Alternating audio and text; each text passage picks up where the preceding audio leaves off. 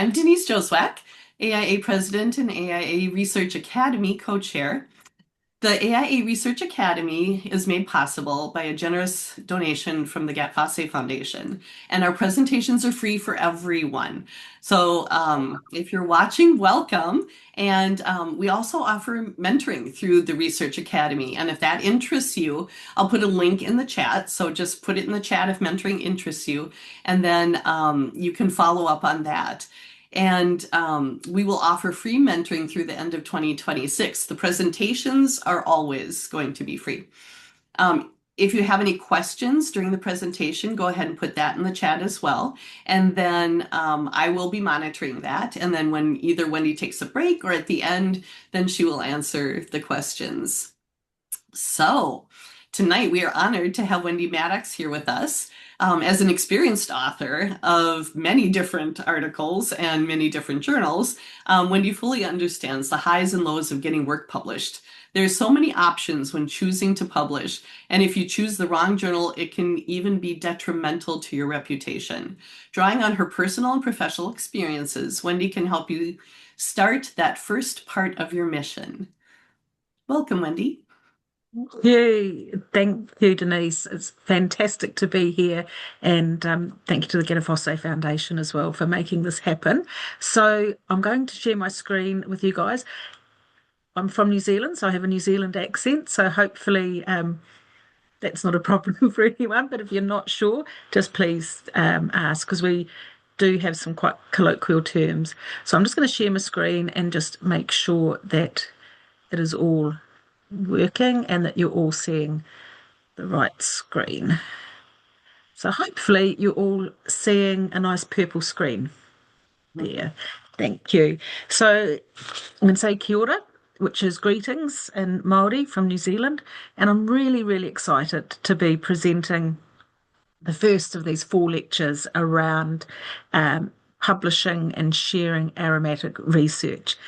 Something I'm really quite passionate about, and very passionate about raising the ability for aromatherapists to consume research, but also to share their research. And I know this is being recorded, so I know people here in the room right now, but people listening to this, of course, we've all read aromatherapy articles, maybe in print, maybe online, and some will have already written some articles or be involved in publishing in some way. So when I started to think about this topic, I realised I really needed to take a step back and just actually look at some definitions. So I've got my some of my qualifications up there and my website as well, which you're welcome to contact me through. I am an aromatherapist and I am a registered nurse, and I'm an academic been involved in education for many, many years. So let's hope that everything, hang on, just make sure. So starting to look at some terms around when we're talking about publishing and magazines and journals, what are the differences between them? And this is a table of sort of fairly black and white. A magazine, generally, if something's called a magazine, it's there to entertain and inform us, whereas a journal will be mainly focused on publishing research and scholarly articles for professionals. A magazine, the audience is for anyone. Sometimes you might have trade magazines, for example, that are very specific, but journals are more for experts, academics. Magazines tend to have a more everyday language, journals more specialised technical language. But the key thing around the bottom there is the peer review and the citations. So magazines, pretty much no sort of peer reviewing going on. Journals, sometimes, not all journals are peer reviewed, and some journals have an extremely rigorous peer review process. And citations, so articles published in a magazine tend to not have the citations there, whereas a journal, the expectation is you've got an extensive reference list. So I'm mainly going to be focusing on the journal aspect of publishing. So key thing is really to start at the beginning. Is what is your reason for publishing? Why are you wanting to share whatever it is that you're looking at with regards to aromatherapy? So it might be, if we look at the top left corner there, you've had an amazing case study, for example. And this is where a lot of aromatherapists start with their first foray into publishing. They've had a case study or a series of case studies or something that's quite novel, new, or different, and I think, yeah, I really want to tell other aromatherapists about this. It might be, and if we look at the bottom left, that maybe you're really starting to build a research profile, that you've done some postgraduate study, and you're wanting to start to be recognised as some sort of authority in the field. So you're wanting to publish for that. On the other side of the slide, it might be actually if you're in an academic position, like I hold, you have to publish as part of your academic requirements here in New Zealand, and I'm sure it's similar in America, that funding and university rankings is all about the types of publications, where people publish, how many they publish. That impacts funding allocation, for example. Or it may be that you've had some research grant funding, and as part of that research grant, you have to share your findings. So most people fit within one of those categories or somewhere between them both. So thinking now about journal selection is I'm working on two screens, so I've just got to get my cursor in the right position to go forward. So understanding journal selection. This slide is in no way complete, so I've just picked what I consider sort of some of the most well-known aromatherapy specific journals, and some of them are associated with a professional association. Some of them are aimed specifically at aromatherapists, and some are sort of on a more sort of scientific kind of level. The one up here, the Journal of Essential Oil Research, and this is in no way complete at all, but these are journals that aromatherapists will read or tend to read.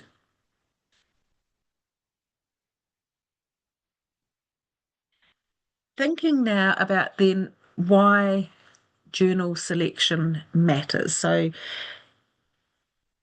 it's a critical step that can significantly influence your visibility, your credibility, and the impact of your work. Thinking back to my original question is, why do you want to publish something? If it is a case study that it's of interest to aromatherapists, you're more likely going to want to share that case study in a journal that's specifically focused on aromatherapy. And it may be through your professional association, or it may be in through some other way.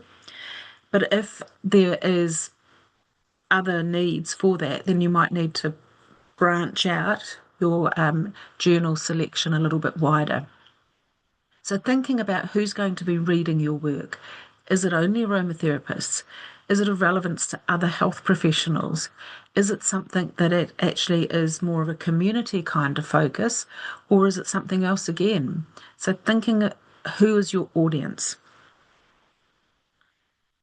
A well-matched journal ensures your research reaches the appropriate audience, so whether they're researchers, clinicians, or educators, and increases the likelihood of citations, which is what is important, as I said before, if you're publishing for academic reasons. And offline, Denise and I were just sort of chatting before the start of the talk, and we were saying just how important it is before you even put pen to paper or start typing on your computer, is getting that journal right.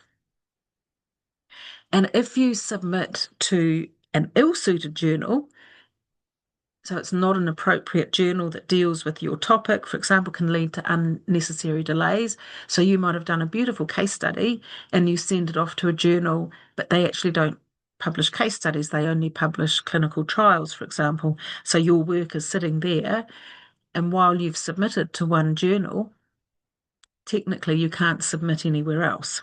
So, so you may get rejected, or it's a wasted effort, or it might be a journal that is actually not one you would want your name attached to in any way. And I'll talk about that a little bit later on.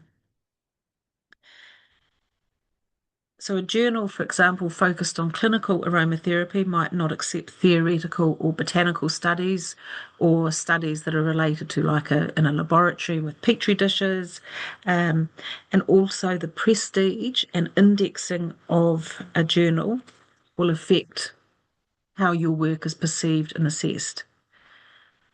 And one of the things we're going to talk about is high impact index journals, and talk about them in a couple of slides along. And they have the really, really rigorous review processes, and they will be indexed in databases like Scopus or Web of Science, which means your work is more discoverable.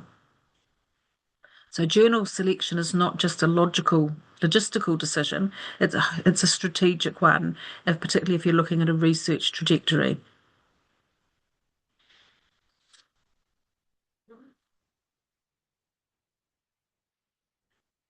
So a couple of complex terms now. So some of you in the audience listening to this, some of these terms you may well be familiar with, but this is where we really start to drill down into some of those technical aspects of academic publishing. And the first thing is looking at is index journals, and a lot of professional journals, professional aromatherapy journals, are not necessarily listed on these index databases. But that's not to say they don't have quality control or peer review. It's just that they're not here on these databases for it. It is an expensive thing for a journal to undertake to be on a database, and it's a measure of quality control. And there is quite a process that journals have to go through. So when you submit to a journal that is indexed on one of these databases, it is a measure of quality control. So all studies are vetted. So you know that that journal's not going to publish a false study or an inaccurate study or something that is poorly written or has poor ethics around it, that you can expect some sort of editorial and technical standards, and that there's ethical standards in the publishing so that they'll require people to do research that's gone through ethical processes. And also, journals that are indexed, they have to have a regular publishing schedule. So we've got, I've put PubMed up there, Scopus and Web of Science. They're probably the three most well-known ones that you will find globally and of relevance for aromatherapy and healthcare kinds of publications. If you're publishing in a journal that is indexed, you're more likely to be cited as an author, which then impacts your own personal research credibility, which is that impact. Oh, I've got a typo there. Apologies. Avoiding predatory journals. Predatory journals, if anyone has had this happen, they give the appearance of being a legitimate journal, and they're predatory because they bombard academics and people that maybe have published before with lots and lots of emails. Come and write for us, submit your article today. They give the appearance of sounding like a legitimate kind of journal.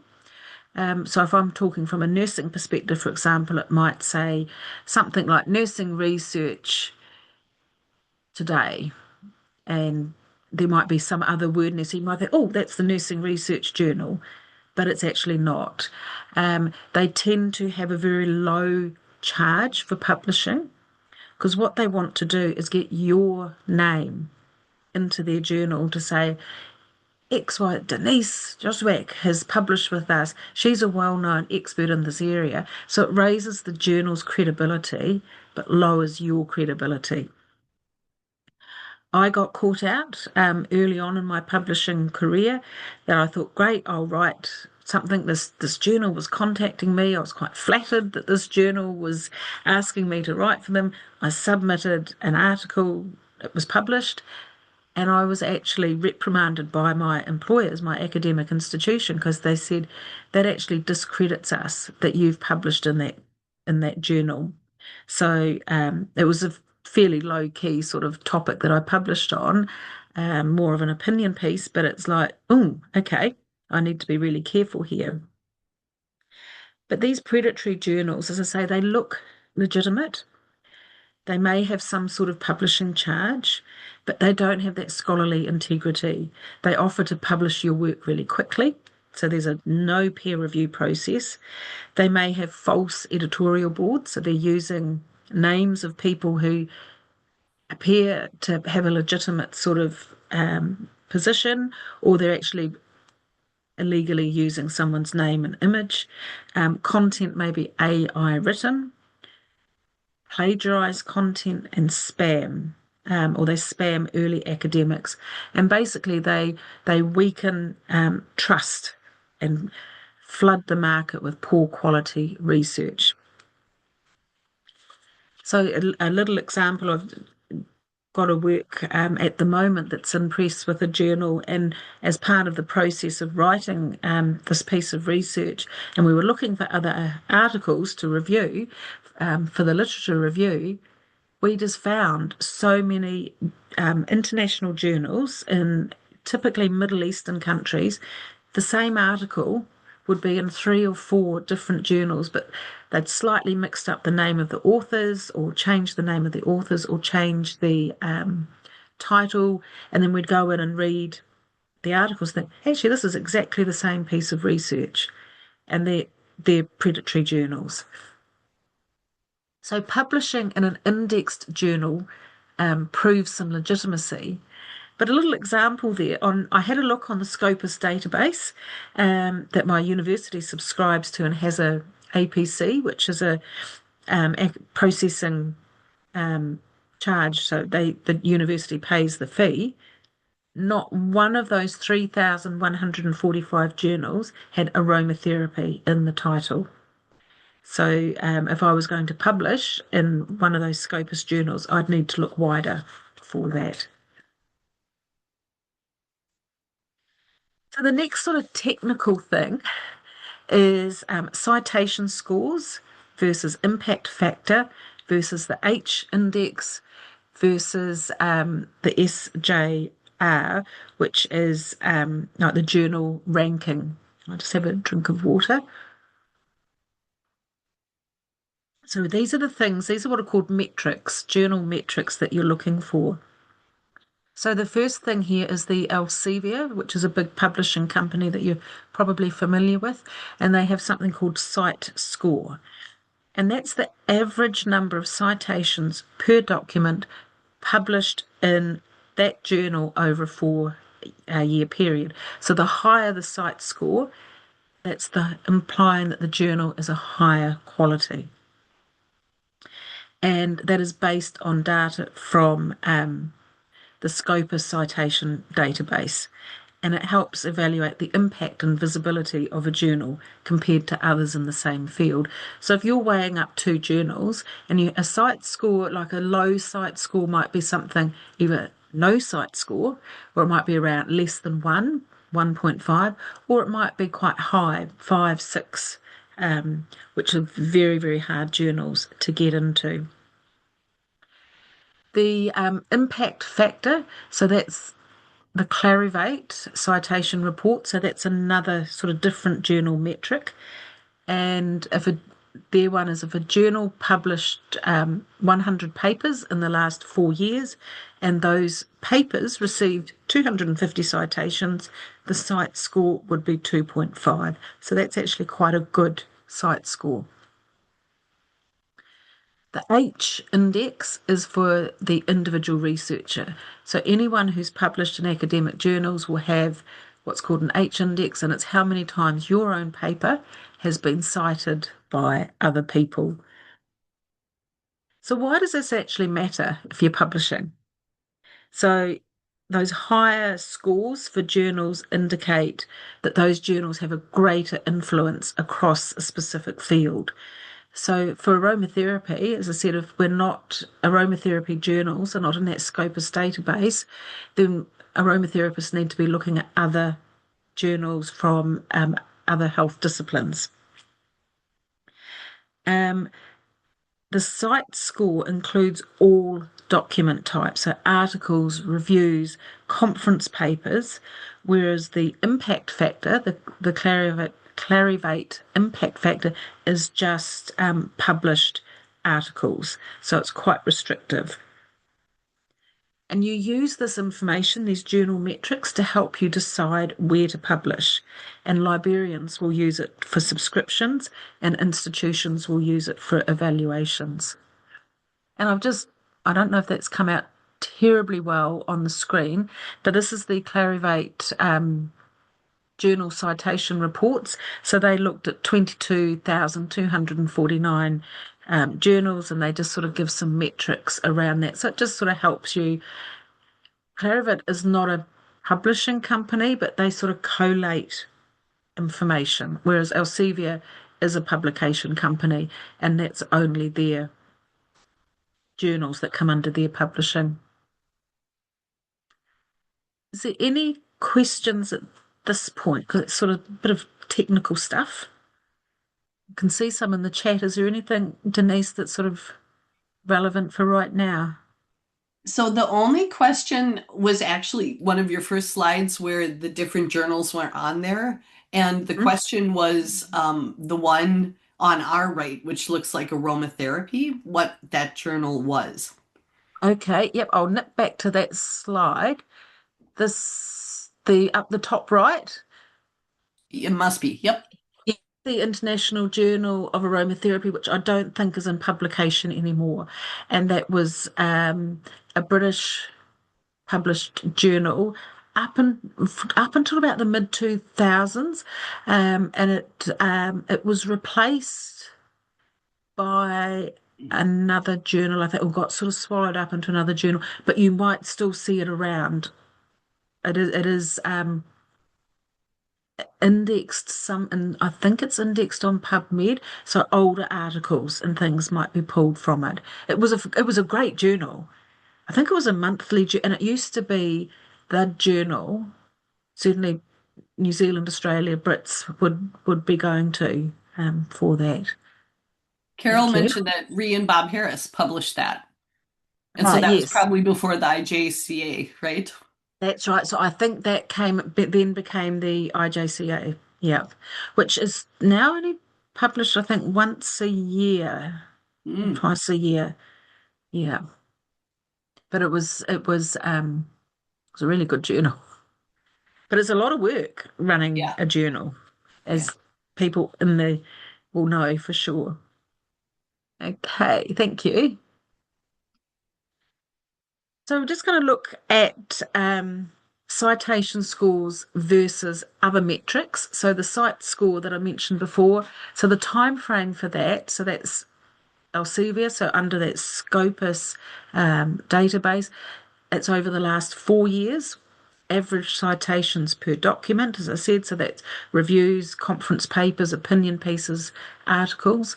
The impact factor is Clarivate, and that's over the last 2 years, and its average citations per article.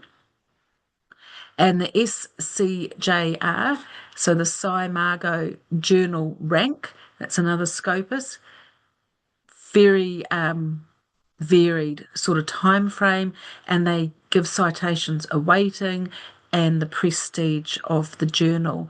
And to be honest, I mean, in health, and aromatherapy obviously fits in health, it tends to be more the impact factor and the site score is what people tend to look at. The Sci-Margo journal ranking, that's more sort of pure science sort of area rather than applied sciences. So the other um, metrics that I mentioned before, so the H index, which is the person, not the journal, an H index, so the number is given. So if you have a score of, for example, 20, which is quite high, it means you've had 20 papers that have each been cited at least 20 times. So you've got to be quite a prolific author and lots of people need to be citing your work. I think my H index, I did have a quick peek the other day, and it's sitting at somewhere about 7. So I'm okay with that. My employers think it probably should be a bit higher. The I-10 index, which is Google Scholar, they count how many papers have at least 10 citations. So they'll look at an article, and if you've only been cited 7 times, you won't be on that Google Scholar index. Another one, and I'm not familiar with this, but again, in the science fields, this is quite popular, is the Field Weighted Citation Impact, FWCI, and that compares a researcher's citations to the global average. So it's comparing you with your peers. And Web of Science has their own category normalized citation impact, and that is used to normalize across disciplines because all disciplines have different weightings and rankings. But that's where you're really starting to get down into the quite technical stuff, and you'd be definitely working like with your, if you're at a university, working with your librarian to sort of understand some of those complex metrics. So having said all of that, but in Elsevier, a huge big publishing house, costs a lot of money to publish in these journals, and I'll talk about that in a couple of slides. A lot of universities are actually boycotting the Elsevier journals because they're making the research harder for people to find and charging exorbitant fees, publishing fees. And here in New Zealand, just literally in the last week, Australia and New Zealand universities are under a coalition, and they've basically said, right from the 31st of December, none of our academics can publish in any Elsevier journals at all. They don't have a contract with them to pay we can publish, but we'd have to pay the money ourselves. And I've got 2 journal articles currently sitting with Elsevier journals that have been in the system for the last year. So I'm just hoping they get over the line before that. So there's a whole lot of bigger stuff going on in that academic journal space. We'll just have a look a little bit closer to home. So I know now that this will be a familiar to you. And so I've used this as an example, obviously, because it's AIA, but it's showing the process of what happens if you're thinking you've got an idea and you go to the journal website. What does it actually look like, and where do you start? So this is primarily a professional journal for its members, but other people can buy it. And I'm just going to click on the link here, and I know that now that this will be familiar to people in the audience. Do you see your AIA website on that with me clicking on that link? Yep. Cool. So I think this is a really lovely page to look at, because if I want to write, it tells me there, gives me this fantastic list of all of the kinds of things that this journal will accept information about. Not just case studies. Maybe I'm doing something on perfumery. Maybe it's using aromatherapy as part of something else. Maybe it's a topic around sustainability. So they're possible topics. It tells me when I can submit, so a continuous rolling basis. So you're not sort of, some journals will only accept within a certain time frame. And then, and I won't click into these because you'll know these, but it tells you about what your writing guidelines. So any good journal will have this, because as soon as you start to write your work, you want to know what's the style guide for that journal, what's the font size, the spacing, the referencing. And if you start out the right way to conform to that journal's requirements, you can save yourself so much pain further down the track, particularly if you've done something and it's in a completely different style. It tells you, like if I'm going to submit a case study, this is the format I need to submit it in. and it gives some submission deadlines and things, because that's really going to help me with my planning. So any journal will have some sort of version of what it is, and how it is that how many words to write, what kind of article that you need to be writing. So hopefully, if I'm going to go out of that, there we go.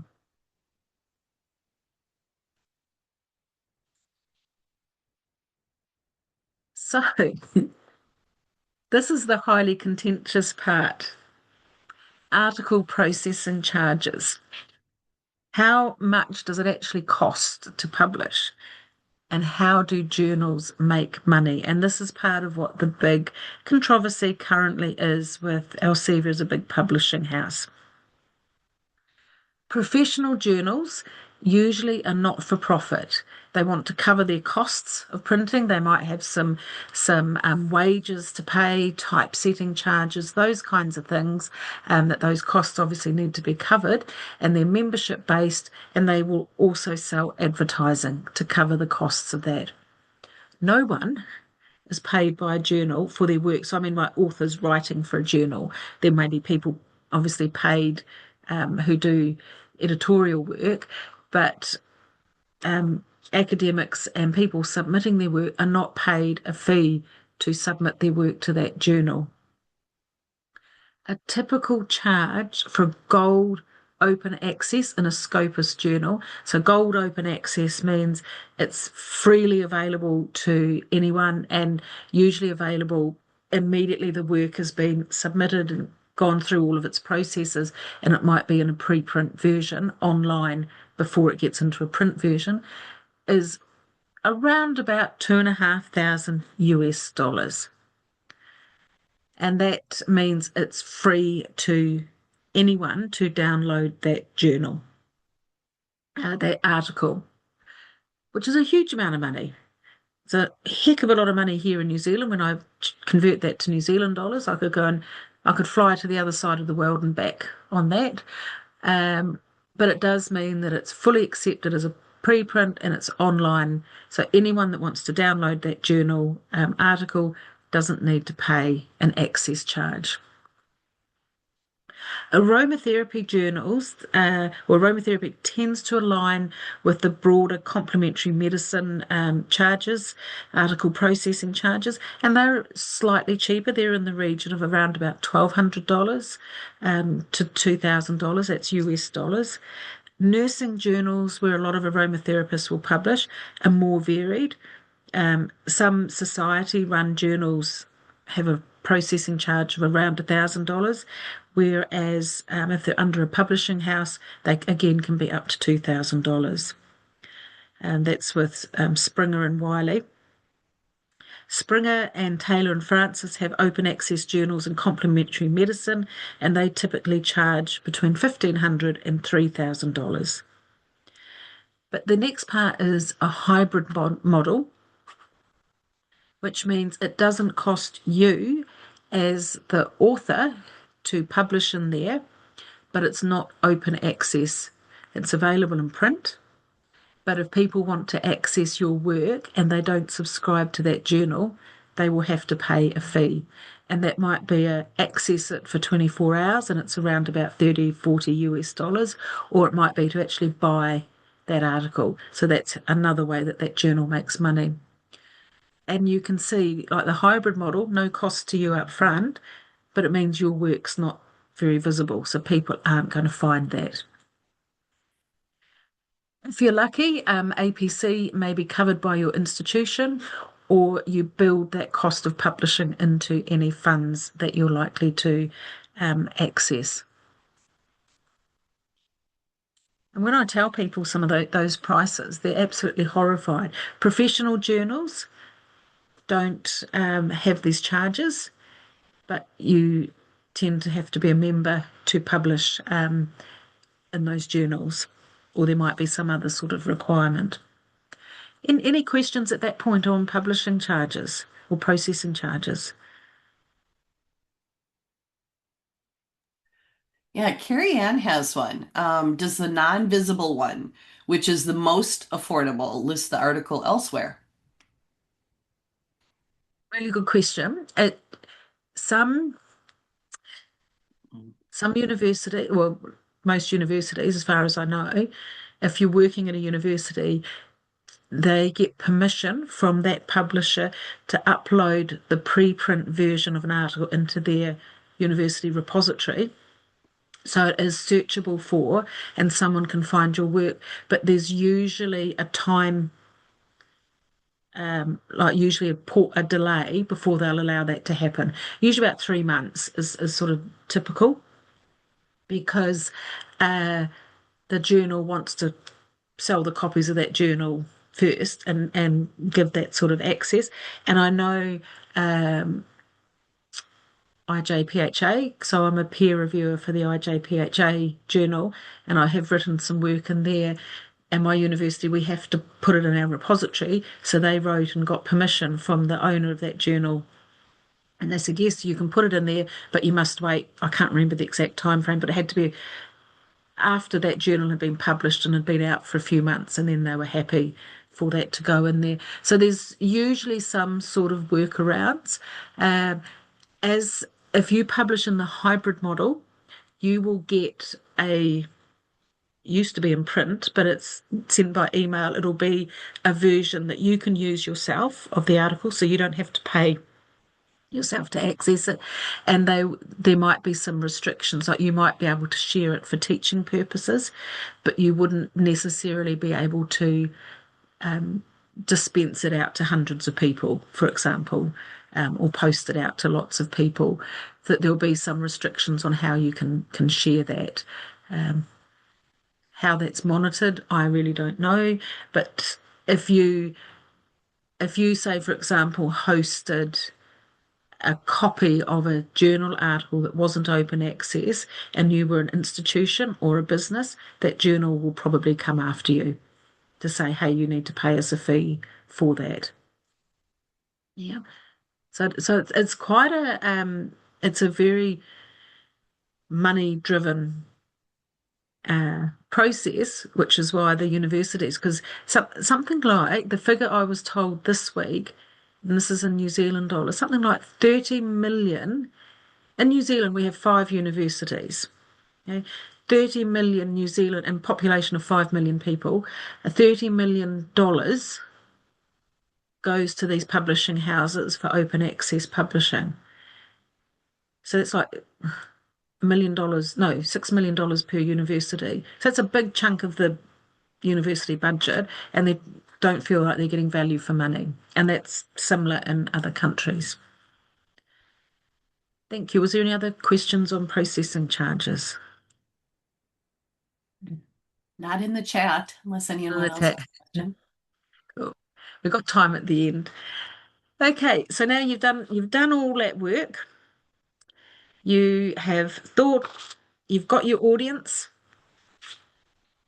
you've chosen your journal, basically. So now you're preparing for submission. So just to really reiterate that target audience, who do you want to read your work? Are you speaking to doctors, nurses, aromatherapists, other practitioners? Are you speaking to people who teach aromatherapy? Really do consider that open access, but I'm not advocating that you pay that yourself because that, to me, the average person doesn't have $2,500 to publish. But if you're on that academic trajectory, then you need to sort of try and think about how can I access some funds, and think about journals that have something that's really, has an expedited process. So you've got something that's really time sensitive and topical, and we saw a lot of this with COVID because information needed to be got out to how academic and health communities and things really, really quickly. And I think a lot of the journals sort of actually made a lot of publishing free because the people was sharing new information and just aligning that prestige versus the relevance. Me as a nurse academic, there's no way I'll ever get my work published in a journal with a citation score of 6 point something. That's for scientists that have got like 500 publications under their belt. So really pitch where you're going to go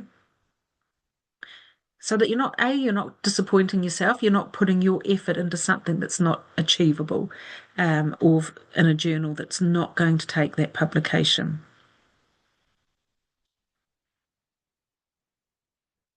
Matching your topic and your scope.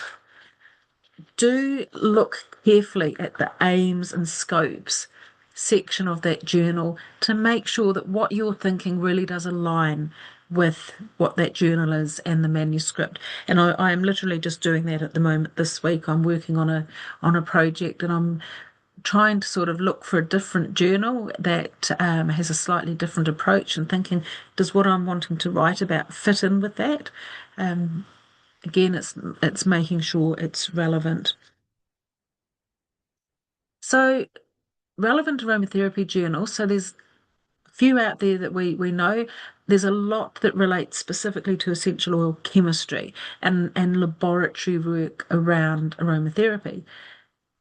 Are you going to submit a case study to that kind of journal? Probably not, but you'll certainly use those journals in your practice and you'll use them in your literature review. And authors, sort of reiterate that same point really, that original research, reviews, and case studies fit in with the manuscript format of the journal, and just really avoiding a scope mismatch. Journals such as the International Journal of Clinical Aromatherapy, International Journal of Professional Holistic Aromatherapy, so these are on the earlier poster. The Journal of Essential Oil Research, so they really focus on clinical applications and holistic practices and a lot around essential oil chemistry. But also just have a think about some of the other journals like Integrative Healthcare, if looking for journals that sort of fit in and align with that. So we looked at those metrics. So it's just really recapping on those. If you're thinking of academic trajectory, making sure that it is a genuine journal. As I said, there's so many predatory journals out there that appear to be legitimate. The the amount of AI content that is being written is humongous, and I think it's really lowering the quality of publishing.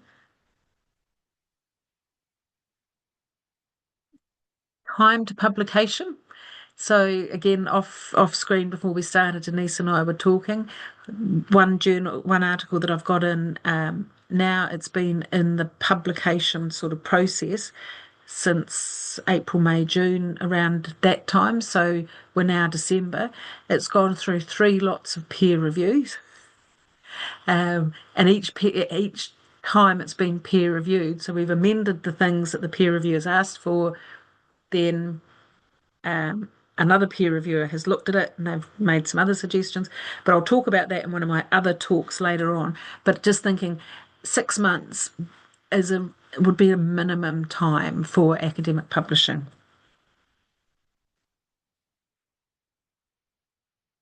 And the other thing you need to look at too is the acceptance rate of a journal. And some journals will say that they'll give an acceptance or give you an answer within a week, for example, and they might only accept 10% of their submissions. So it's a highly competitive journal, but they do let you know quite quickly whether you've met their standard or not, which is actually a really good thing because if you're off the mark for that journal, don't take it to heart. It's if they're rejecting 90% of the articles, it's not like it's not you, it's just that the journal can only take so many. But often journals will suggest a sister publication to say, how about looking at this publication, this journal? They might be more suited to what you're doing or what you're wanting to do. And if they're under the one publishing house, sometimes they can just transfer that article as it is straight across, so you don't need to go through that resubmission process. So just thinking, recapping now, just some of those practical considerations to think about. Reminding you that open access journals charge, so you need to budget or find some funding support. Ethical documentation, but there's often not specific complementary and alternative medicine research guidelines.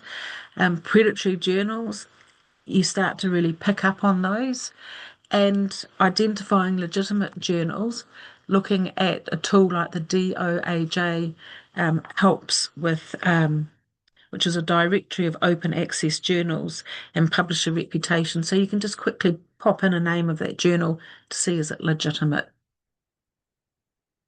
Submission strategies, tips for successful submission. Follow the journal guidelines.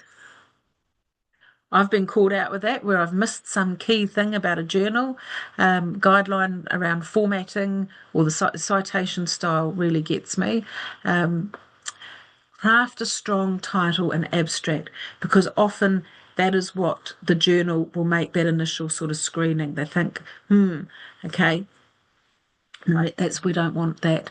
And really organise and structure your manuscript as to what that journal requires and get some feedback from a trusted peer before you even publish. Writing in a clear and concise style, so avoiding jargon. Read some articles from that journal to sort of get a sense of the style of writing the articles in, and understanding that peer review process, which, as I said, is another topic in this series of how to respond to that. So, in conclusion, just some wrap up and some tools there. So, thinking about what it is that you're wanting to share, matching your manuscript to the journal's scope, assessing the journal, because you're actually going to be you're working for the journal by default by submitting your work to them. You're trusting this journal with your work and using resources like the Alliance of International Aromatherapists and journal finder tools to help streamline publishing. And I haven't actually put it on there, but a really effective way of getting into publishing is actually being a peer reviewer, putting yourself forward to be a peer reviewer for journals. So you're getting to read other people's work and giving comment and feedback on that. And I think that helps make you a better writer as well. And definitely look at journals beyond those that don't have aromatherapy and that have aromatherapy in the title. So look at massage, nursing, healthcare, integrative care, and even some beauty clinical sort of beauty therapy kinds of things, because a lot of their stuff is going into that very much a clinical space as well. So don't just think, oh, because I can't find a journal with aromatherapy in the title, you're not going to find aromatherapy articles. So, any questions? I think, oh, I'm right on time, just about. I've just, if, oh, actually, let's have a look. I did put it here, my Google Scholar score. I'll share this personal bit of information with you. So I have, my H index is 10 over all the time, 9 since 2020. So it means I've actually been quite prolific since 2020. My Google index is 8. So it's actually not too bad. So you can do that about yourself. You get on there. It just happens. They collate all of your articles, who you've collaborated with, and give you some nice metrics and things. It's an old photo of me. I don't know where they got. I need to change that. And that, oops. So I will stop sharing my screen. And is there any questions? There was one in the chat, and it was regarding AI. How does one know if a journal is using AI content? Well, do you know that that is a really good question. You start to get a sense of there's words that crop up in AI. Soon as in like student assignments, if someone says, furthermore, posits, and a couple of other expressions, you immediately like the language and the tone is you just think this just doesn't seem quite right. But you can put a journal article through something like Copilot, Microsoft Copilot, and say, has this been written by AI? The ones in the article that I've got in press at the moment, where we did quite a big literature review, as we started to just look at the bits that were missing, like key information that you'd expect in a piece of academic writing, like they might not have had a method section, or they there was one article actually that the abstract was all about aromatherapy, the title was all about aromatherapy. When we downloaded the article, it was nothing to do with aromatherapy at all. Like there was nothing in that article that related to aromatherapy essential. In fact, I don't even think it was to do with health. So there's things called AI hallucinations. You might be familiar with some of these terms, where AI just dreams up a reference, or there's ghost references. So they appear to be, you click on it and it appears to be a legitimate reference, but the reference doesn't match. Like a reference exists, but it doesn't match the topic. And I heard of a new trick today. Actually, I've been in a misconduct meeting. So a student wrote an article, nothing to do with health. They wrote an article, an assignment, and then they just put it into Copilot and said, find me references that match my keywords. So they just put something, instead of reading articles and writing their assignment, they just like wrote all the stuff and find references to match my keywords. And Copilot produced a reference list that gave the appearance of being accurate. And this is where they got into trouble, because it was full of hallucinations. They hadn't actually checked that those references actually existed. Oh.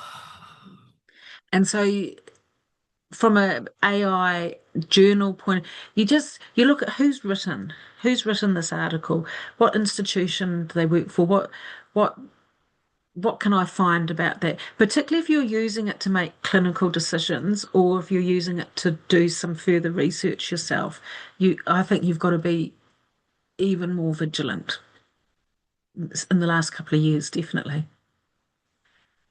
Great question. That, that's the last one in the chat. Does anyone else have any questions they'd like to ask? Just unmute yourself if you do.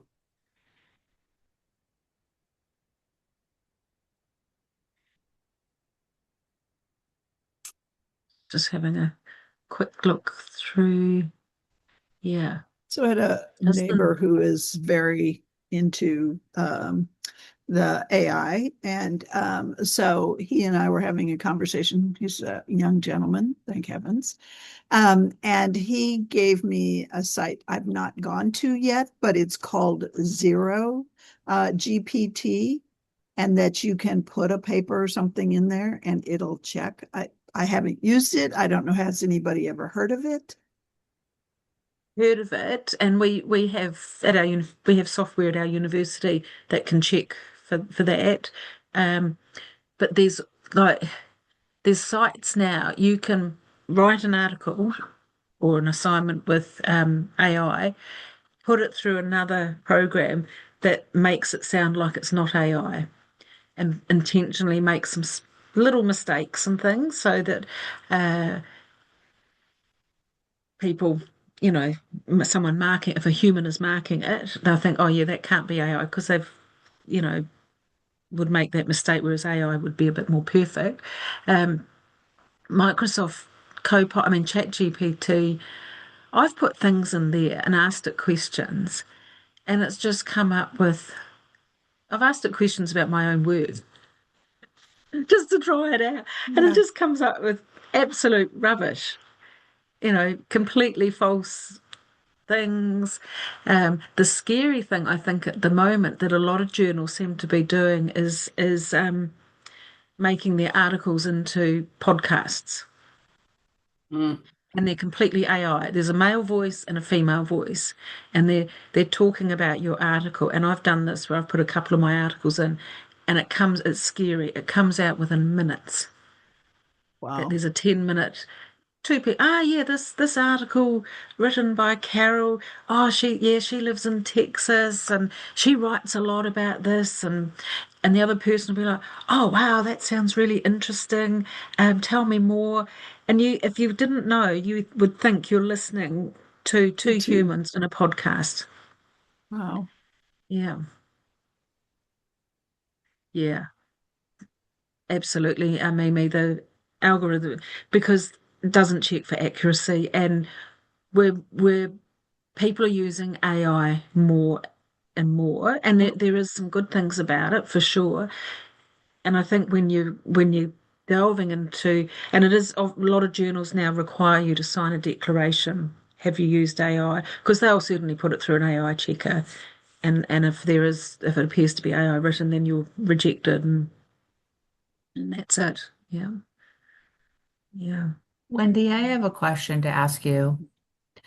So, as somebody who's a writer and has training in English Lit and all that wonderful, the written word, I actually appreciate the writing something three, four times, maybe five, and going over it and over it. And how does somebody encourage other people to practice this? It's actually kind of like a spiritual experience to be able to see yourself change, right? You write your thoughts down, you leave them, you come back, you research, you talk to people, you review it, you speak it out loud.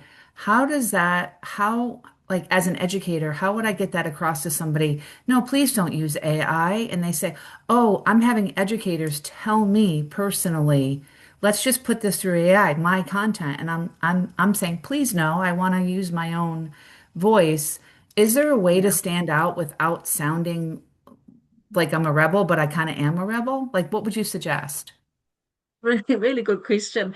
Um, I just think keep doing what you're doing and saying no when student because so you involved in education so student I mean of course from an education point of view if we say no to something I think people will still do it so it might be like okay yeah put your ideas into AI but you need to be writing your own thoughts and as you say going through that process of writing no one writes a perfect journal article off the bat. You know, it's you throw a lot of words down on paper, you sort things out, you give it to someone else, they pull it apart, you reconfigure and sort out. You're probably doing three or four minimum iterations of things before you get to even submit it, and then it goes to a peer reviewer and they pull it apart even more.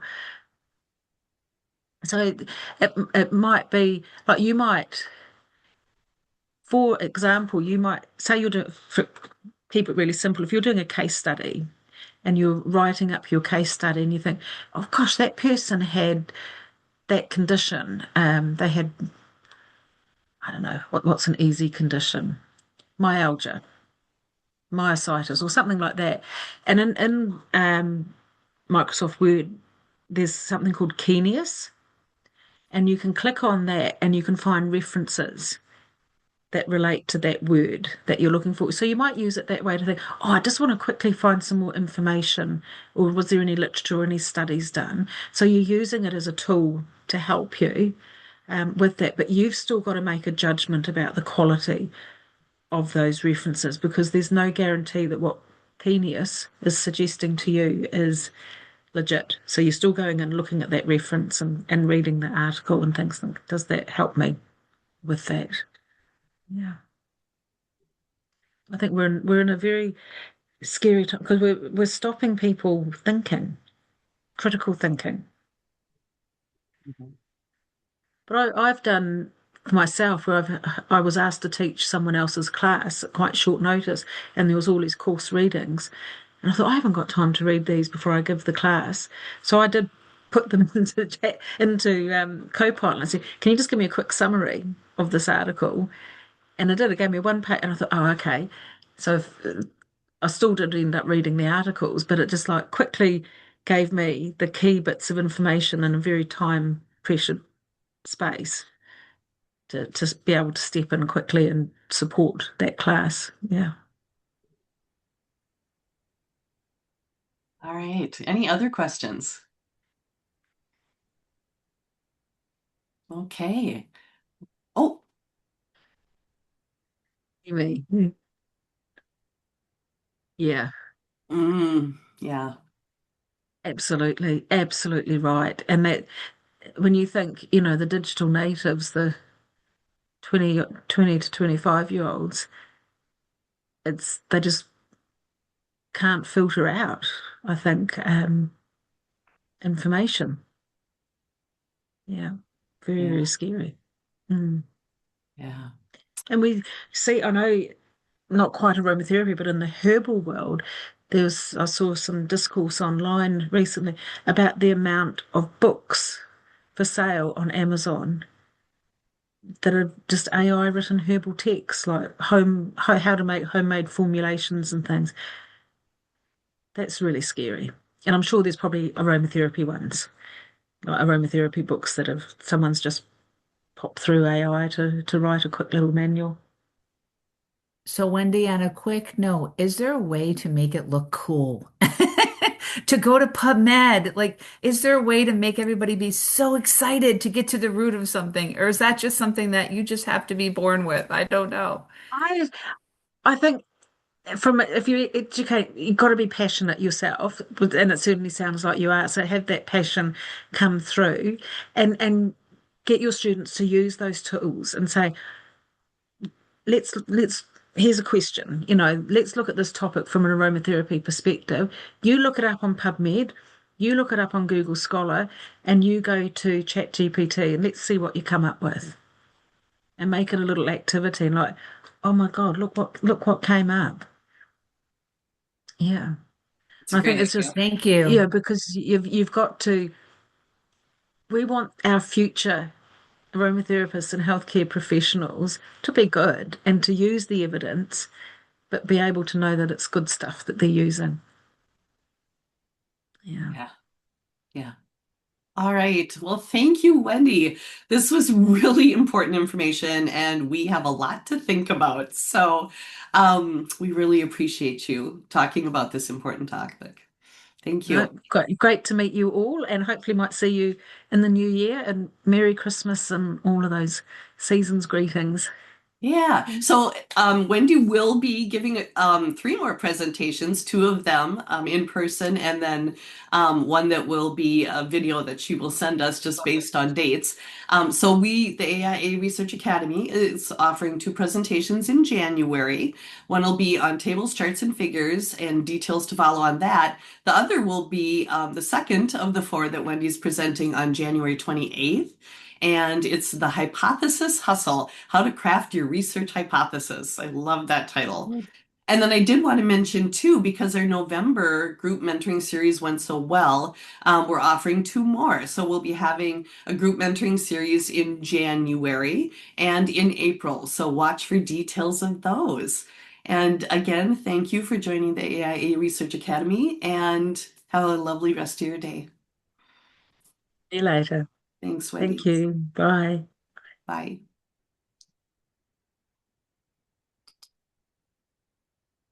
Good night. Good night. That wraps up today's session. Thanks for tuning into the AIA Research Academy. This academy exists thanks to the generous support of the Gattefossé Foundation and is here to make aromatherapy research fun, accessible, and relevant. Our mission is simple yet powerful: to educate, inspire, and connect a global community committed to advancing the science of aromatherapy. We envision a future where research is not just part of the conversation, but the culture. The best part, access is completely free. Simply sign up through the link in the description box below. And if you're an AIA member, the Academy is already part of your member benefits, putting powerful resources right at your fingertips. If you're passionate about deepening your understanding of aromatherapy through research, you're in the right place. Be sure to subscribe and hit the notification bell to stay connected with our latest sessions. We appreciate your curiosity, your time, and your commitment to learning.